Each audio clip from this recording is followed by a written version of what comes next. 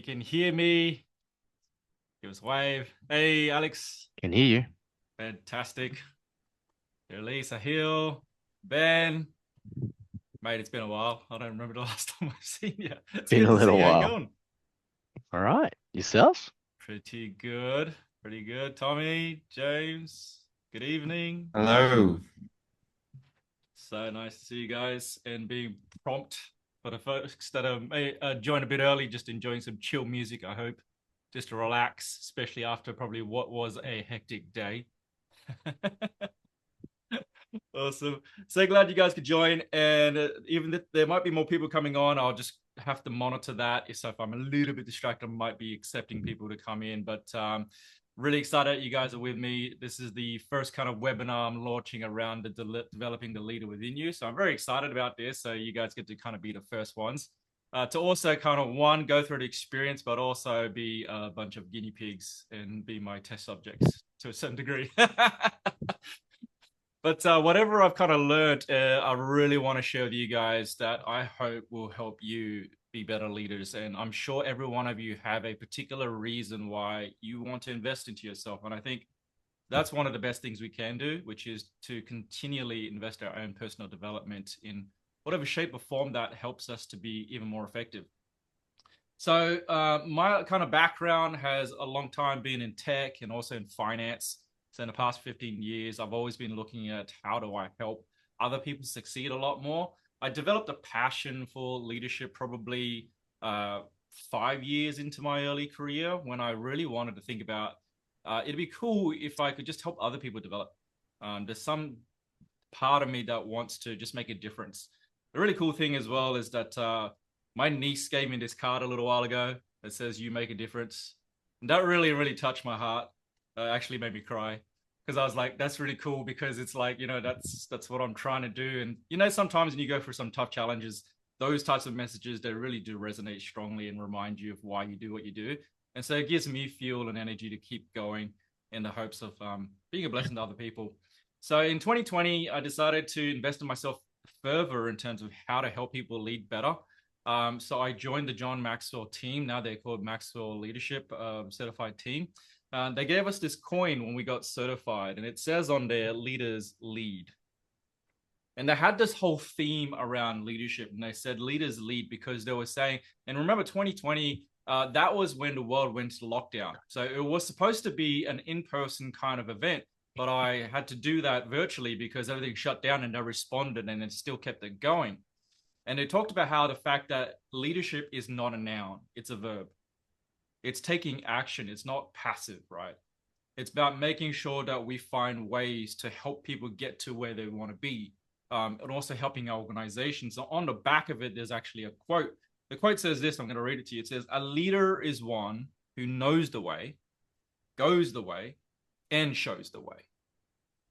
And I think there's a lot to be said about that because sometimes we think leadership is just about how well you direct or how well you tell other people to do their job. But the greatest forms of leadership is those that have actually gone the way. They know how to get there and they know how to bring other people on board. And part of what we're going to be covering off tonight is looking at some of those concepts. So signing up, you would have seen the first three things that we're going to be covering off in terms of principles is the definition of leadership, which is its influence. We talk about the key to leadership, which is priorities.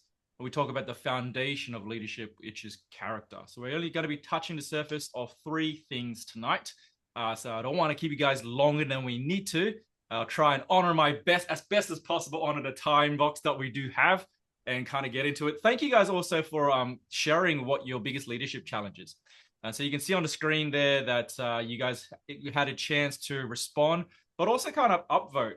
And it's kind of fun because we can see what everyone is kind of thinking, what they're hoping to solve for. They got the leaders putting their learning into practice and being accountable. I know it's like, pointing at other people, but let's point the finger back at us first and think about how do we help ourselves learn and do that process. So we'll get into that. What else is there? So building capability leaders, helping others, which is great, which is really down what I really enjoy. So there's quite a few different themes. Step back from doing is a big one. It's really hard. And that's been hard for me in the past. It's like, how do I trust other people to do a really good job? Especially when I know I do better. That's a really tricky one. So that's something that we need to kind of do as we get better at that. Sometimes I think it's just that I do it better. Maybe it's not true. What else is there? We got influencing without a leadership title. There's a really good principle on this one we're going to talk about, which is great. Yeah, so tons of great things that you guys have shared. And at the end of this webinar, I will kind of create some time for some conversation a little bit more. So open that up. So hopefully we get to talk to each other if you want to do that and you're happy to do that over time a little bit. But otherwise, we'll go through each of the different topics that I'm going to share with you guys. Is that cool with you all? Give me a thumbs up if that's okay. Fantastic. If you hear something that's really insightful and you're like, oh cool, that's great, I want you to make sure you write things down and take notes. I'm sure you guys already do. Ben, I can see you already kind of looking down and writing things already as we begin. Is that right? Yeah, you're a good student. Yeah, straight Yeah, I got away, Miro pen, open. paper. I wrote on here this acronym that says act, apply, change, or teach. I learned this a little while ago. It's a great acronym that makes me think about how do I make sure that I don't just passively learn, but I'm also thinking about how do I actually apply some of these things, and then change. What behaviors do I need to challenge myself to change in order to become a better leader or a better person or whatever that thing I want to improve on? And finally, teach is a great thing. That's why I kind of like enjoy doing these things. The more I teach something, I get a better grasp of what that thing is. I get better at it because you have to think about how to simplify things in a way that's easy for other people to catch. And that takes effort. That takes you thinking about what you need to do. And so I try to do that as much as possible. So everything that I'm going to be taking you guys through is definitely stuff I am still learning. So by no ways have I arrived at leadership. I am still much on the journey as probably everybody else is. And so let's learn together. That's essentially what I kind of want to do. All right, let me just swap over to the slide deck that we got open. Hopefully everyone is able to download that workbook. That's just a little bit of a companion guide, if you will, so you could take notes. It's okay if you don't. You can always kind of refer back to just a few of those key concepts. Taking notes, just using the apply, change, or teach is really, really important for you guys, okay? All right. So like I said, three out of the 10 principles that we're going to be covering from John Maxwell's best-selling book, Developing the Leader Within You 2.0. And it's actually a revision. That's why it's 2.0. He has a great story behind this. He says, after 25 years of learning to lead and how to become a better leader, he went back to his earlier books that really, really sold really well. And he thought, I should probably update this. Do you guys know what percentage of the book that you think he actually updated? I might get you to throw that into the chat. How much of the book do you think he actually revised? Here's a percentage. Okay, 50, 20, 60, nearly none, 2%. Yeah, 2% is a nice, easy revision. Danny, 80. Sorry, I just saw that. Kate, are you asking about the link to the workbook? Yep. All right, cool. Let me drop that into the chat and hopefully that'll work for you as well. Okay, so the closest person is actually Danny. So well done. He revised 89% of the book. It's insane. I was like, wow, 89%. Like, how much did you learn along the way? And I thought, man, this is one of the reasons why I choose to learn from somebody like John Maxwell, because he's doing it. He's still doing it. He's like in his 70s, getting to these 80s, and he's still learning and he's still teaching. And I'm like, wow, that is a great way to live. To always think about, I'm a student and I never actually arrive. I have had many moments where I've like thought that I arrived at something, only to quickly learn later on that I have not, and someone will humble you. That's one of the things that we'll kind of talk about a little bit later on. So I'm really glad that you guys are with me. Now, I do have to tell you, in the 30 minutes of time that we do have together, also 30 to 40, we're not going to be able to go very deep into things, but I am going to give you the principles and the concepts that you can start to look at how you can apply that. Okay, so as you know, it's not something that we can learn or master within a short period of time. So we'll try and cover as much as we can. There is no shortcut to greatness. Okay, so the event like this is going to help you make a decision, but it's the process afterwards that's what's going to create real development. I love what I heard someone say recently. They said this: the secret of our success is discovered in our daily agenda. So make growth a part of your daily agenda. Think about what it is that you're going to do tomorrow as we cover off each of these concepts together. Now, be sure to stick around to the very end. I do have a prize to give away, and it's going to be fun. I'm going to do a little wheel picker thing to see who gets to win that course that I've got planned up. So do stick around. You have to be in it to win it. So I'll try and make sure I do get to that time frame. All right, let's kick this off. Here's the first thing. John C. Maxwell, he says, everything rises and falls on leadership. Whether it's in the home, in our business, in politics, in church, or whatever religious circles you're part of, everything rises and falls on leadership.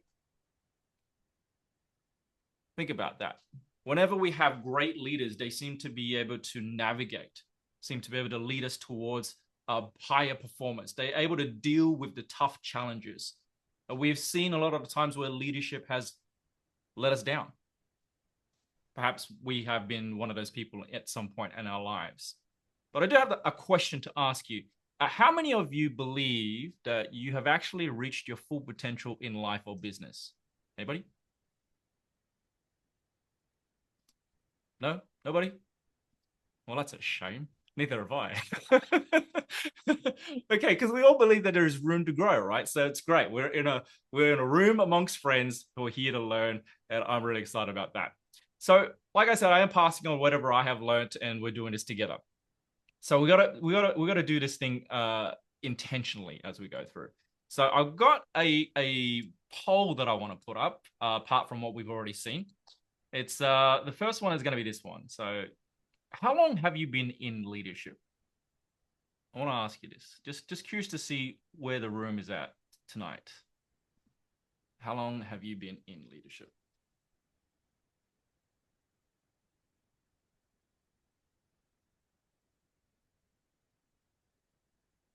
0%. Like, okay. Dashta, since you turned 18, Dashta, what happened when you turned 18? Isn't it adulthood and I take my own decisions? Of course, parents and friends' influence is there, but Yeah. I still take my own decisions. So, in a way, I was a leader of my own life. Oh, I like the way you're thinking about that. Leading yourself. Yes, definitely that has got to be one of the hardest things to do. Leading yourself. I like that response, Dash, since you're 18. So here, when I say leadership, it could be whatever role, it could be people you have led, doesn't really, there's no one set definition. I'll give you a clearer definition in a little while, but whatever you got. So 5+ years, 88% of the room. So some of you saying not leading at the moment. Danny, 20 years. Oh, what a veteran. 1 to 2 years. Okay, great. Nice. That just helps me to kind of understand the room we have. Here's the next one. Next question is this. How much leadership development have you had? Right? Any kind of leadership development. So this is like, you can choose more than one response here, right? So let's say you did a course once, or you're continually doing something, you have mentors. Okay, great. Great. Great. Awesome. I love the fact that the large majority is saying that you are continually, that's why you're here tonight, right? You are continually investing in your own development. We have mentors. That's wonderful. Really, really good to have mentors around you. Did a course once. We all did a course once of some degree.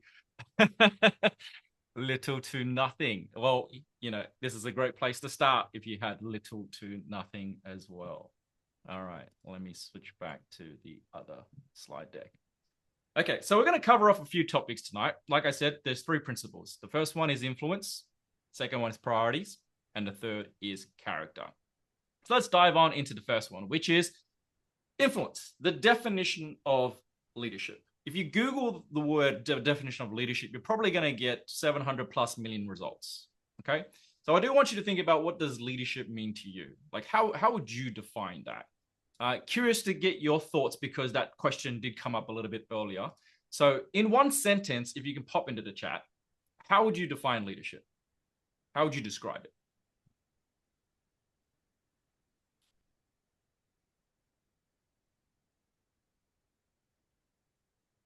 Like that one, Rahul. Leadership is doing the right thing. Nice.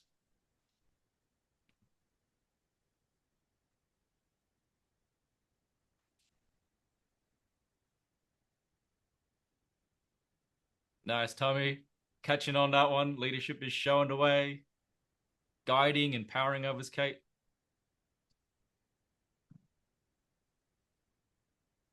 One who supports his team no matter what's the hill. Love that. Julia, the ability to bring people together on the same path. That's a really good one. Alex is influencing others, either by position or example. Supporting the team to a clearly defined goal, Miguel. Very good. Pulling others up the hill, Danny. Really good. That's a tough one sometimes, isn't it? Jeremy, creating a situation where others thrive. What great examples. Kirli, fostering an environment to achieve a common goal. Absolutely. See, all of these are very, very valid. Okay, so none of these are wrong. You guys are absolutely on point. Ben, ability to point to the way to go, draw this. Yep, absolutely. Being able to bring people along on that journey and get to that destination. So there's so many different facets of leadership. But if we were to sum it into one particular word, we chose influence here, right? Leadership is influence, nothing more, nothing less. It's about getting other people to take action through what you do, right? Nobody is born a leader. Now, we can probably all think about some leaders in our lives. You might think, oh, I have to have a title or a position to call myself a leader. I think that kind of came up, like, what position are we talking about? We can probably think of at least one or a few leaders in our lives or people that we've worked for in the past. They're like, they have a title, they have a position, but they're not a very good leader. And we will probably give a few reasons why. And then there are also others who don't necessarily have a position or a title. Maybe somebody you don't, not even that you're directly reporting to, but you would think that's a great leader. That's a person I want to learn from. That's a mentor that I want to be connected to and learn from, right? So the most important concept of thinking about leadership is this, it's influence. So we want to dive a little bit deeper into this. Think about this. The influence is either positive or negative, right? Hitler was a leader. Terrible example, but he was able to influence many, many people. He was named Man of the Year in 1938 by Time magazine because he had more influence than anybody else in the world, which is crazy. You can look at the opposite end of that too. There's a lot of great leaders like Mahatma Gandhi, right? Jesus of Nazareth, Martin Luther King Jr. Everybody influences someone. And every day we do influence someone and someone influences us. As a parent right now, I'm trying to influence my children. Sometimes I'm successful, sometimes less so. And I'm trying to find ways to do that better. It's like, come on, just do the thing. You know that you need to do the right thing, but we're battling against that. And it's pretty tricky. But you know what? It's been said by some sociologists that even the most reserved, most introverted person in their lifetime will influence at least 10,000 people. The most reserved person, right? And remember that this influence can be either positive or negative. We can think about back when we grew up in our high school years, either we were influencing or being influenced. In my earlier high school years, I was being influenced in a negative way, but thankfully I kind of grew out of that. So the best investment that I think that we can all make is making into your own development, right? So starting today.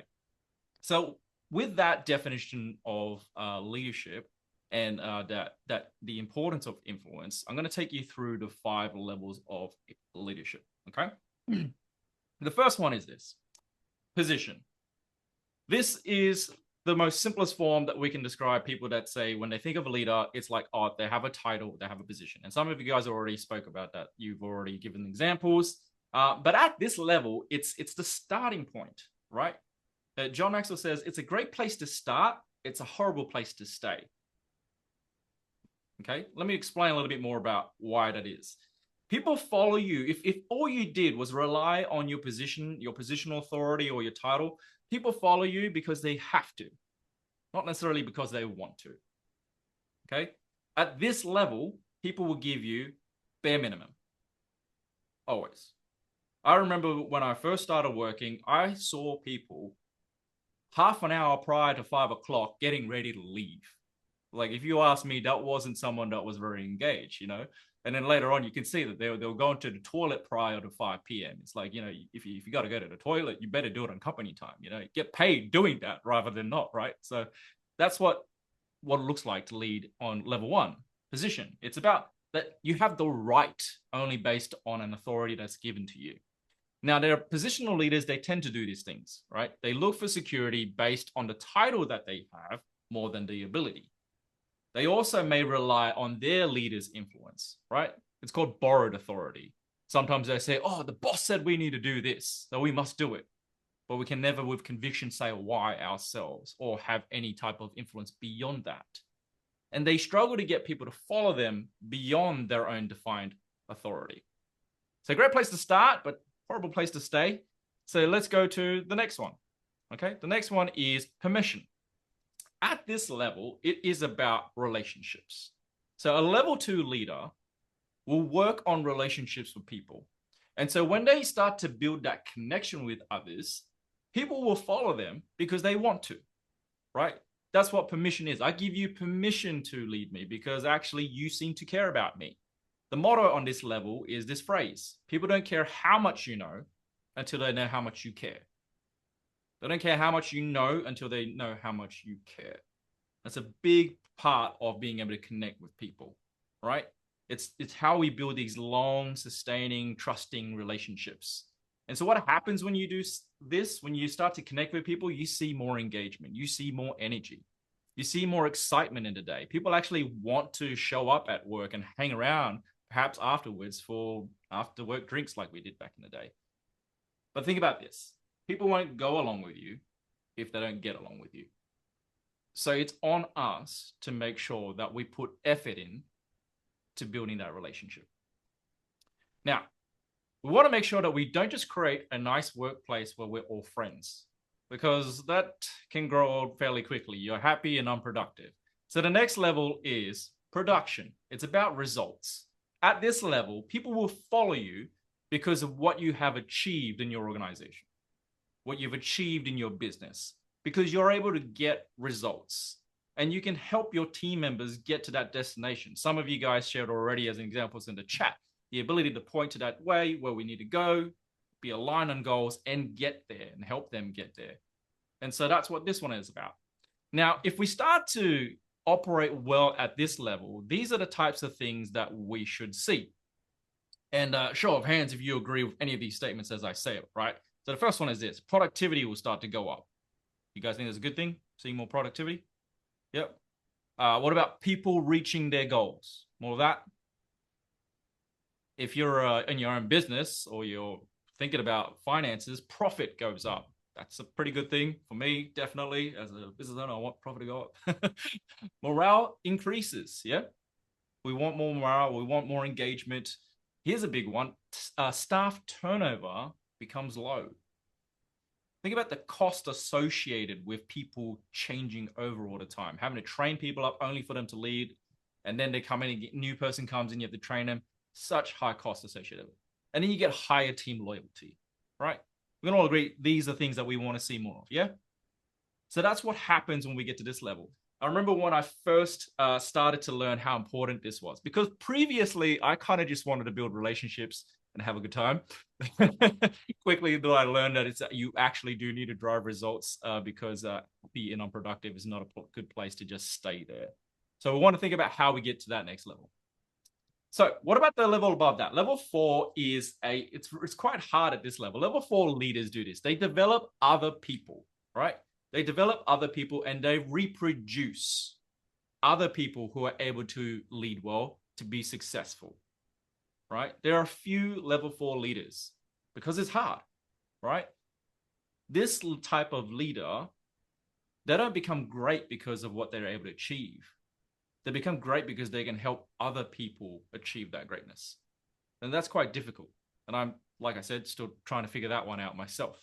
That you win hearts and minds by helping people grow personally. So here are a couple of questions that you can ask yourself if you are at this level 4 leader. The first one is this: am I passionate about my personal growth? Does my growth journey have credibility? If people look into my past and what I've done previously, is there credibility behind that? Are people attracted to me because of my own growth? Am I successful in the areas when I want to develop others? Do I help people win? Have I crossed that spending time with people to investing time with people? There's a difference. Spending time with people can just mean that you had a good time and there was no result out of it. There's no return on investment. Whereas thinking about who you choose to spend time with, you invest energy into that. You invest into that person and you see the growth achieve over time. The other thing is, do I have a teachable way of life? The seventh question here is a tricky one. Am I willing to be a vulnerable role model and coach?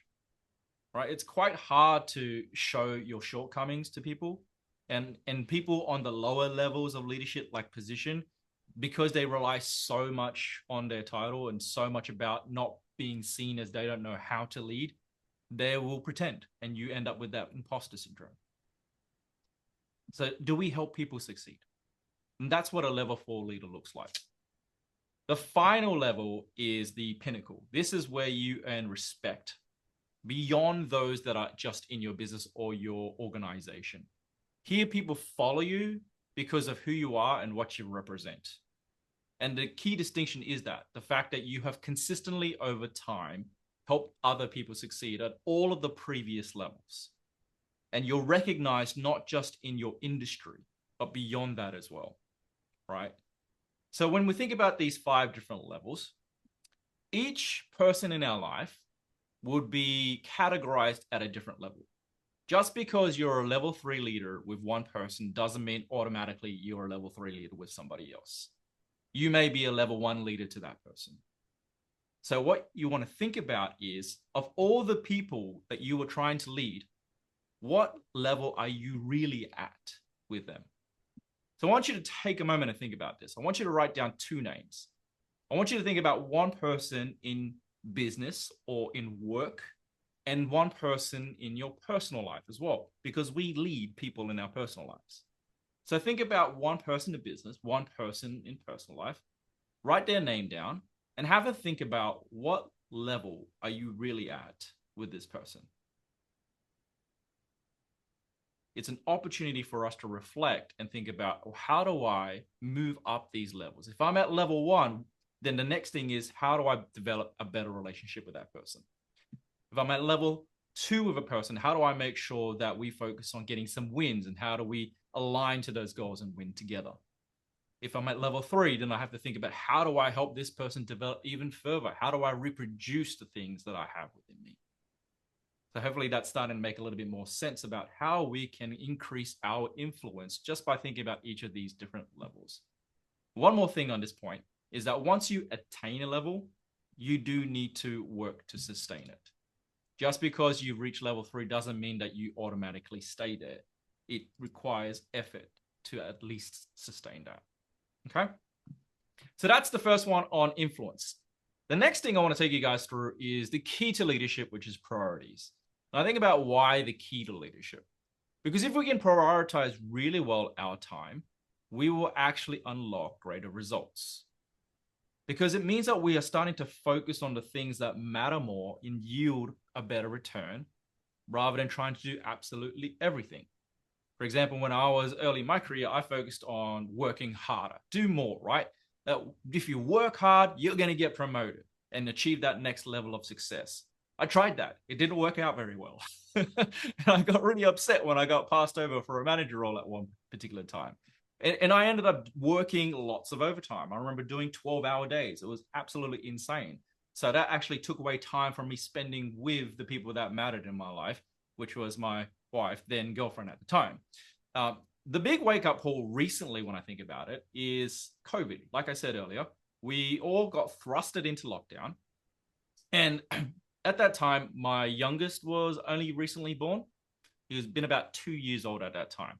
And he was the only one out of the 3 of our kids that I had spent so much time with, because we were kind of forced into, thankfully, that I actually recognized how much of an impact it had on his development. And I thought, wow, this is really important. And I wish I learned this earlier, right? The job will come or go, but those who love you and those that you love, you don't ever want them to go away. So whenever I kind of like do some sort of coaching or with leaders and the like, it's funny how time does seem to be the common thing as a problem. We don't have enough time in a day to do everything. The funny thing is that everybody has the same amount of time. In terms of like fair or unfair in the world, every human being is gifted the exact same amount of time in a day, 24 hours. We all get that. That's pretty fair there, right? So it's up to us to think about how do we change a lot of our focus. So think about this, right? People talk about ways to manage time management. That's a big management or leadership topic. But managing something means to control it, to change it. With time, it's fixed. You can't actually change or manipulate time. Unfortunately, it doesn't work that way unless you have a time machine. So the one thing that I said is, how then do we figure out what are the things we should focus on with the same amount of time that we're given? Who and what will fill my calendar? The question isn't about will my calendar be full, because I guarantee you it will get full. Somebody or someone or something will find its way into your life and fill it up. Happens all the time, especially for those who have worked in the corporates. It just seems like meetings pop out left, right, and center and find their way to you. Back-to-back meetings is what we end up with every single day. Oh, I can't catch a break, back-to-back, right? That's what happens. So it's not, will my calendar be full? Because that's probably going to happen. It's up to you to think about who and what will I allow to fill my calendar. So we actually have to make that choice. We have to examine ourselves. So here are a couple of simple truths about these priorities. Most people overestimate the importance of things, right? Not everything is of equal importance.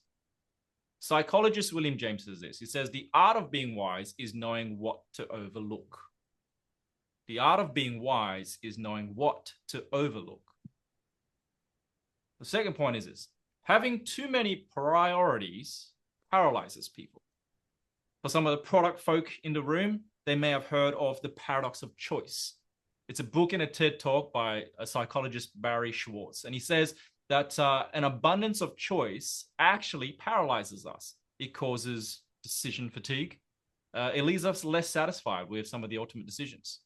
Like, if you think about it, have you ever been like given a plethora of choices to choose from? And you're like, for example, Netflix, right? You're going through friggin' movies and like, which one I'm going to watch?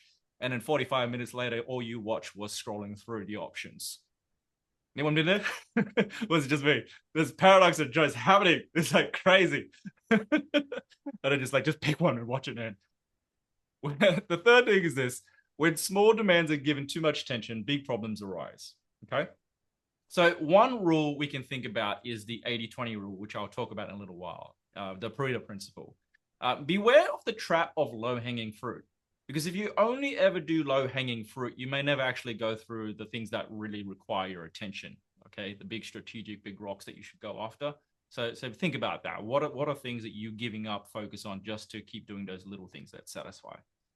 Making everything a priority means nothing is a priority. My gosh, one time I was facilitating a session with a bunch of leaders in the room. These were my early days, so I wasn't very skilled at facilitation. They were talking about, oh, these are things that we want to improve in our culture, and here are all the things that we can start to practice on. And I said, okay, before we do that, let's dot vote. It's a system where you give some people like 3 dots to vote on different items. And then I said, let's do that. That'll be a great idea. And then the most senior person in the room says, no, we don't do that. Everything's important. It's like, but we really should do the practice. No, it's all important. We'll do it all. I failed to convince the leader to prioritize in that moment. And the result was nothing got done. Nothing got done, and nobody else attempted to actually influence that leader too. So a bit of a learning for me. All right, let's move on to a couple of other things around priorities. We're going to keep it moving along. So there's a story of 2 woodcutters. I really quite like this one. So one day there were 2 woodcutters. They decided to hold a competition, see who could chop the most number of trees. Okay, both men went out starting to chop. For the sake of the story, the first man's name is James and the second man's name is John. We'll go with that. Okay, so about after an hour in, the first man, James, he noticed that the second man stopped chopping wood. John, he stopped all of a sudden, and then he thought to himself, oh, cool, he must be tired. He's taking a break. It's time for me to double down my pace and chop more wood. Okay, another hour went by, and the same thing happened. I'm like, oh, John, he stopped again. Awesome. This is easy. I'm going to win for sure. So this continued to happen for the rest of the day. And at the end of the day, as it drew near, I could smell victory, carrying on, chopping that wood. And when we finally finished, we compared the amount of wood that was chopped.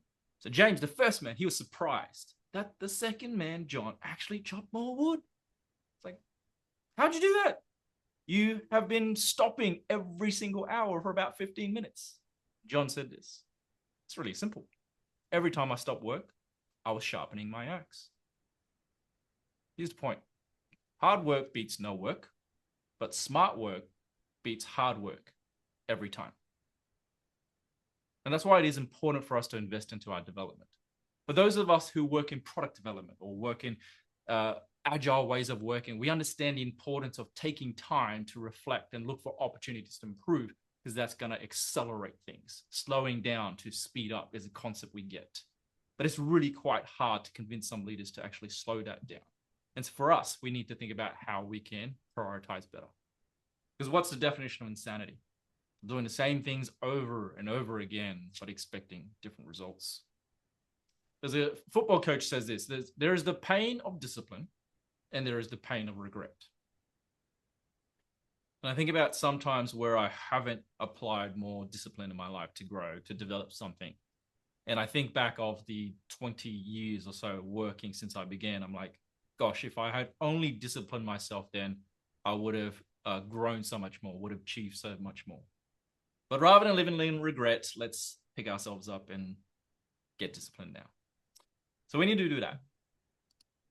Working smarter has a higher return than working harder, according to that example. The other thing is you can't have it all, right? I gave you that example of that leader who tried to say everything is important and nothing was important and nothing got done. We could have picked at least one thing and we could have been able to see whether that had yielded any result or not. The good is always the enemy of the best.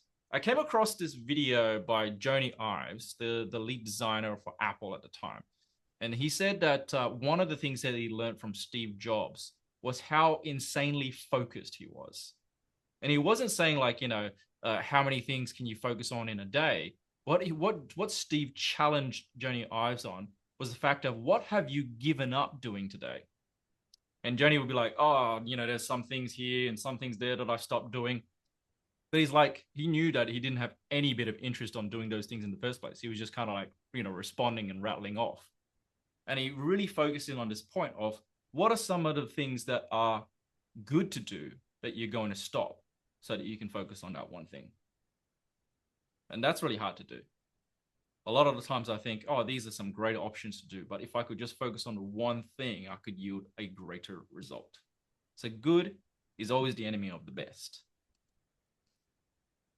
Oh, going too fast here. Proactive beats reactive. And I'll give you some examples around what this kind of looks like, right? So the difference between proactive and reactive is that people that are proactive, they actually prepare in advance rather than repairing, so retrospectively. So if you don't prepare, like that time with that same room of leaders where I didn't fully prepare how it was going to go, I had to repair the relationships afterwards. It wasn't fun. We anticipate problems when we're in a proactive state rather than being reactive to problems.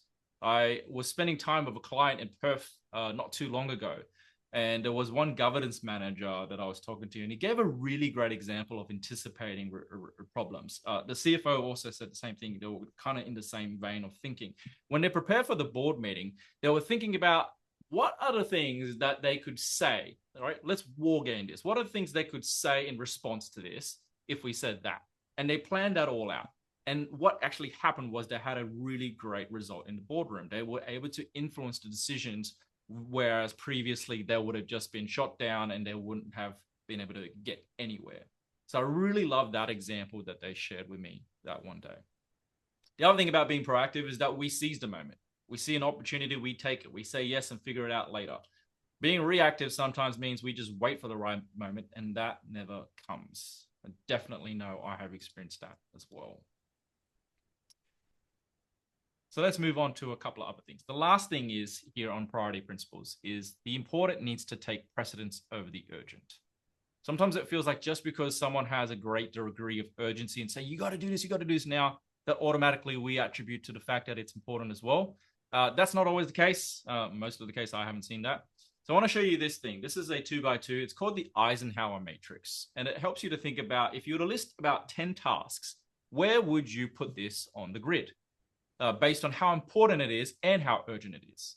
So you can quickly categorize and visualize the things that you need to do now versus the not urgent but important. You decide when you want to do that. If it's not important and it's urgent, well, find who you can delegate that to.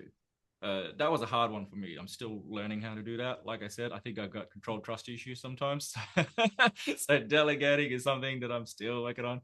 If it's not urgent and it's not important, either delegate or eliminate, right? And this is where we can just kind of shed off the things that we shouldn't be doing so we can give true attention and focus on things that yield a better return, okay?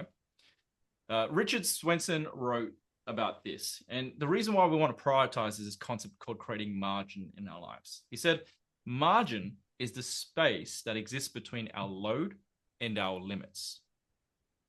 It is the amount that is allowed beyond which is needed.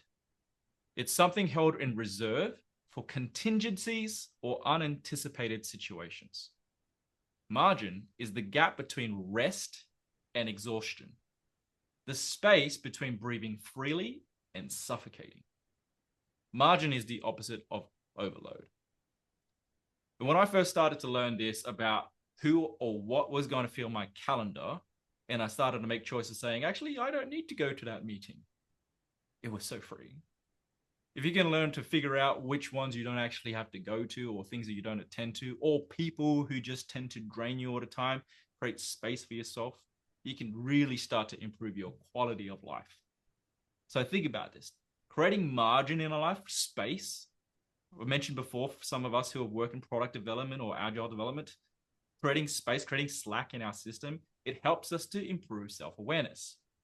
With self-awareness, we can then start to think a little bit clearer, right? Creative problem solving follows as a result of that. Instead of always trying to be tactical, you can actually think strategically. Margin provides us with energy renewal. I think that is, for me personally, one of the big ones. Being able to just pause and relax. One particular example of when I noticed people being in back-to-backs. So I had just started launching this new coaching group session. And the first person that jumped on the screen said, I asked them how they're going. And they said, actually, I've been back-to-backs all day and haven't had a break. And so I said, go take a break now, mate. Like, because it's going to help you just to refresh. Just take 5 minutes. Like, no, it's all right. Back and forth about a minute or so. Like, all right, you know what? I need a break.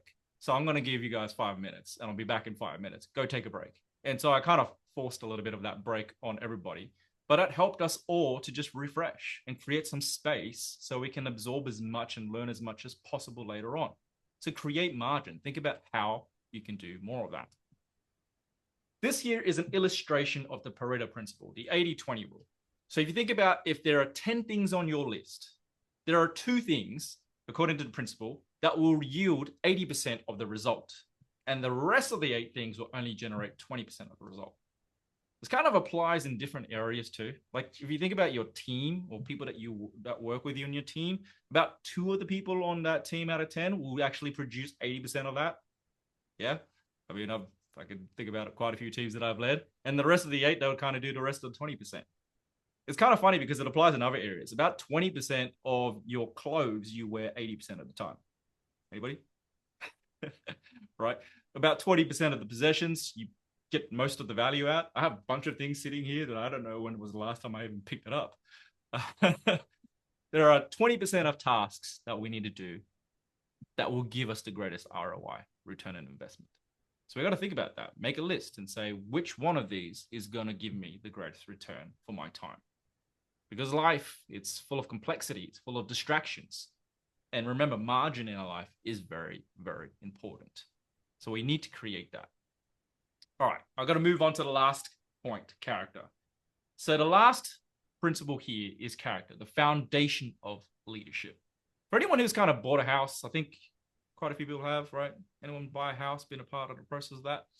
There's a process you kind of go through, or you should go through before you buy a house. You do this thing called inspection. You get a builder inspection. You check to make sure there's nothing wrong with it before you purchase. Same thing with, even if it was built off a plan, you don't kind of get them to hand you over the keys until they've finished everything. You check everything. But one of the most important things, it's foundation. if the foundation isn't right, let's say that you are looking to buy a house and then it's got an infestation of termites, you would not buy that house because the thing would just collapse. In the same way, characters like that for leaders, right? Without solid character, without a solid foundation, you will collapse, you will cave in, and at some point, it's going to show. All it takes is a little bit of a challenge, and all of that will be revealed. So we can all probably think of some leader who has experienced some of that, like where they've not had that character shine through when it was supposed to, right? It was probably because of some stressful situation, and bang, what was on inside actually came out. Here's a saying that I heard recently. We are all just one step away from stupid, right? We're all just one step away from stupid. It's like, in that heated moment, you're like, I'm just gonna, and you're like, okay, that's not the helpful thing. Once again, I noticed that the most of my children, God help me, just like, just hang in there. You're not role modeling the best otherwise. So you can really damage if we don't watch our character. So I want you to kind of think about this quote by Mahatma Gandhi. Really cool. A man of character will make himself worthy of any position that he is given. A man of character will make himself worthy of any position that he is given. Regardless of where you put this type of person has great character, they will shine. They will do a great job. They will get great results. And I think character sometimes just often overlooked, right? We focus so much on technical skills. And even now, as we have kind of thought about how important EQ is, leaders are thinking about, I need to brush up on people skills. But we don't talk enough about how do we manage ourselves, the character part, who we really are. Are we bigger on the outside, what we portray to others, or are we bigger on the inside? Because if it's the other way around, then eventually cracks will form and we won't be able to maintain that image or persona. All it takes is something to kind of go wrong, and that's it. So I want you to quickly do this. Write down the names of 3 people you trust the most in your life right now. Should take no longer than hopefully 20 seconds.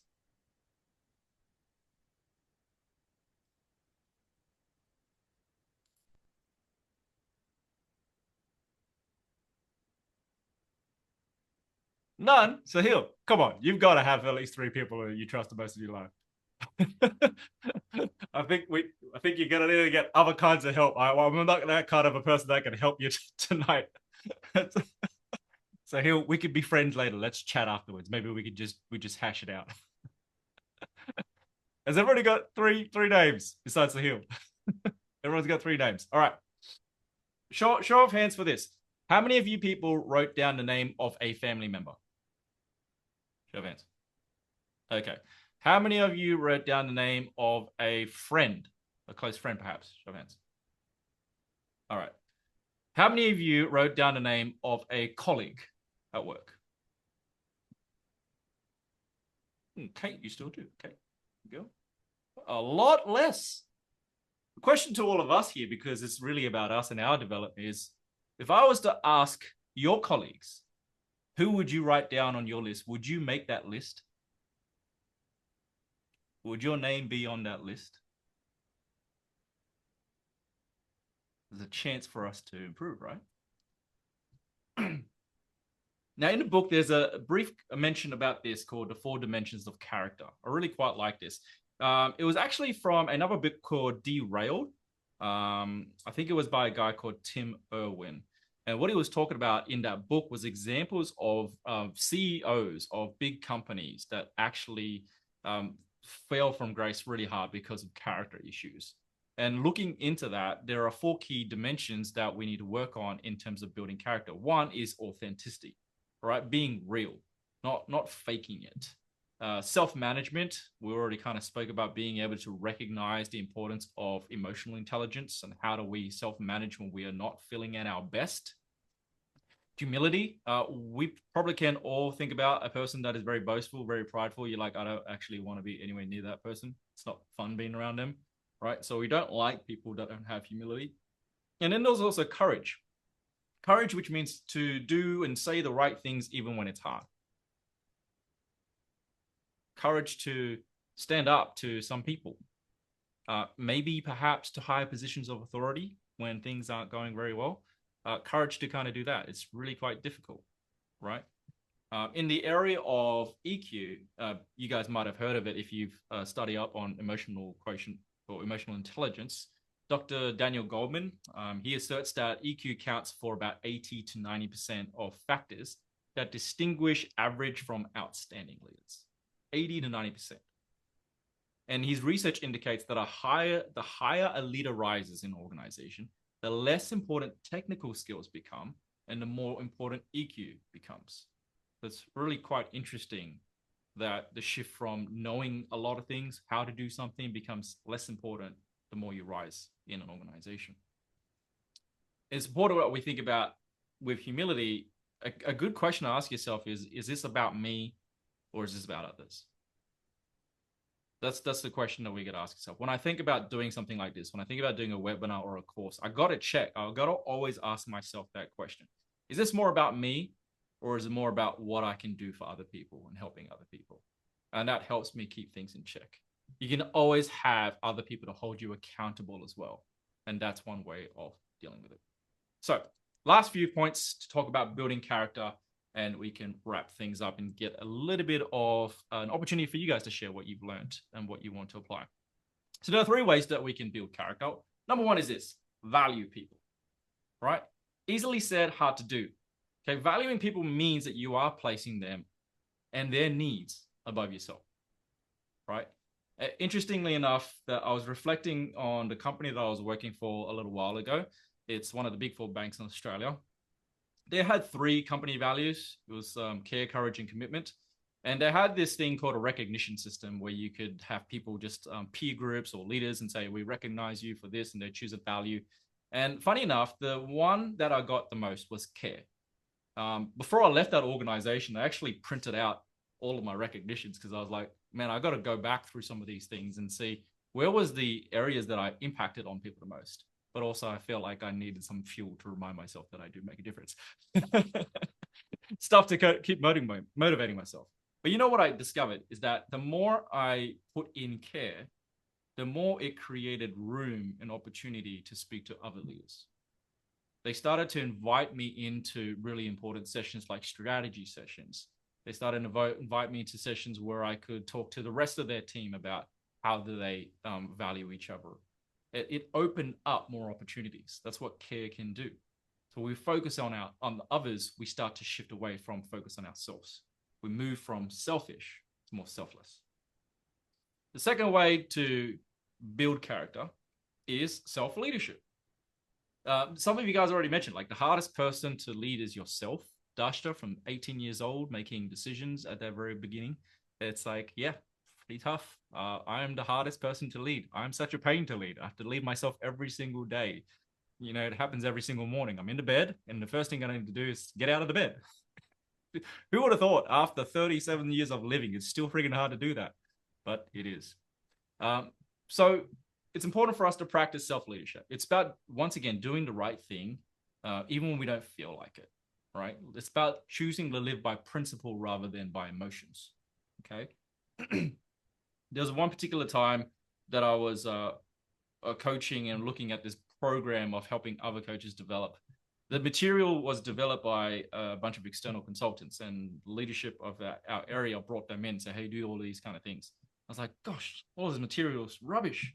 They haven't even done any effort to make it think about how it's going to be interactive in the classroom and all that type of stuff. Now I had a choice. Either I'm just like, whatever, let them do it, let them fall, or I could get in there and really change it, improve the material, improve how it's going to be delivered, and make a difference. Thankfully, I was mature enough to think about doing the latter. And so as a result of that, a lot of people benefited from the learning that otherwise would have been pretty bad. I even had one person say, you know, at the very beginning, early stages when they were piloting and testing it, I've seen how it's changed so much that it's more valuable. And what I did was I brought in some more experienced people, mentors, to be a part of that program rather than just the classroom style teaching. And they said, I actually look forward to being a part of this and helping people. And so you can really make a difference when you think about, how do I take ownership of this thing? How do I do the right thing, even if I don't really want to? Because that can really help make a difference. The last one is this one, which is pretty hard and often not spoken about. It's embracing good values. And the question is a very personal one for all of us. What are your core values? It's not the corporate ones now, care, courage, commitment, for example. It's the ones that you personally want to live by. The question is, do you even know what they are? Have you taken time to define what that set of values are? It's important because it's impossible to maintain good character when you don't know what you value, right?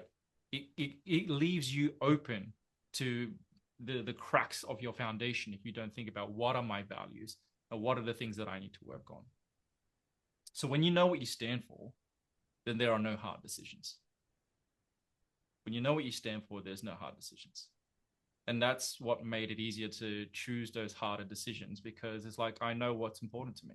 Like that care bit and committing to other people and wanting to add value, that's what drives me. That's what motivates me to go the extra mile and put the effort in, because I want to make sure that people aren't worse off as a result of their interactions with me. So I really love how that can be something that helps us build character. So there you have it. Those are the 3 principles that we've covered. I'm about 11 minutes over. Forgive me. Thank you guys for sticking around for so long. Before we do wrap up, I want you to take a moment to reflect on the things that we did cover off. What is one thing that you learned that will help you straight away? And what is one small action that you will commit to doing from tomorrow? I've prepared a poll on Zoom, so give me a moment to bring that up. So an opportunity for you guys to provide some feedback.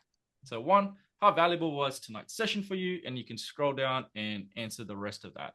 So I'll put on some music back on again for you guys to have some time to do that. And then I'll cover off the prize winner at the end, which is the fun part I think you're waiting for.